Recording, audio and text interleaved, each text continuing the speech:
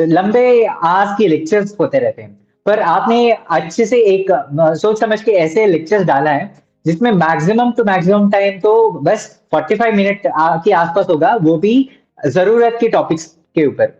But ज्यादातर topics तो आपने इतने कंसाइज में आपने एक्सप्लेन कर रखा है, और वो भी बाइलिंगुअल में। काफी बार ऐसा होता है कि कुछ चीजें आसानी से समझने के लिए हम हिंदी को भी यूज कर सकते हैं, मतलब जैसे कि न्यूमोनिक्स या फिर ऐसा कुछ की शॉर्टकट्स के तौर पर।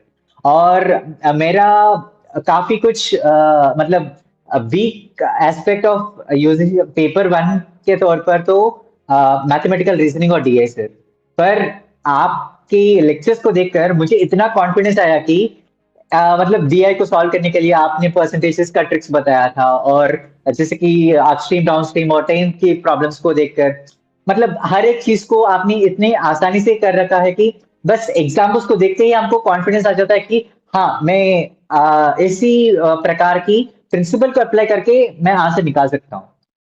अच्छा। और मुझे इस बात पे खुशी हुई कि ज्यादातर जो कंटेंट है, आपने ऐसा क्वेश्चंस लिया कि वो बस नंबर्स या फिर कुछ शब्दों को वो मैनिपुलेट करके एकदम से वैसे ही क्वेश्चन दिया था। जैसे कि मैं रिकॉल कर सकता हूँ मेरी शिफ्ट पे, मतलब मैंने 3 जनवरी को दिया था सेकंड शिफ्ट पे।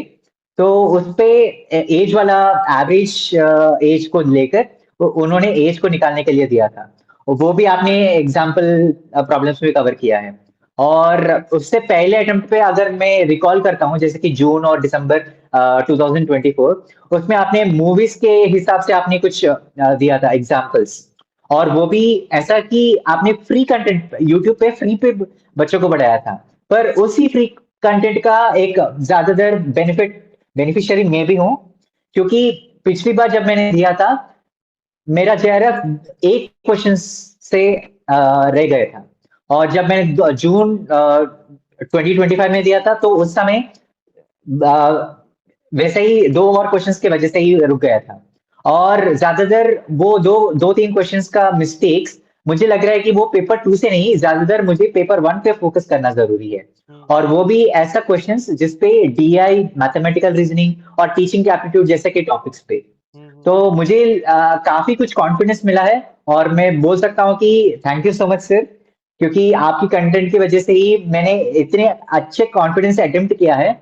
और इस बार जब मैंने प्रिलिमिनरी की से मैं मतलब क्वेश्चंस को चेक किया था, इस बार बाकी अटेम्प्ट्स के कंपैरिजन में सारे के सारे मैथमेटिकल रीजनिंग और डीआई के क्वेश्चंस सब कुछ करेक्ट है।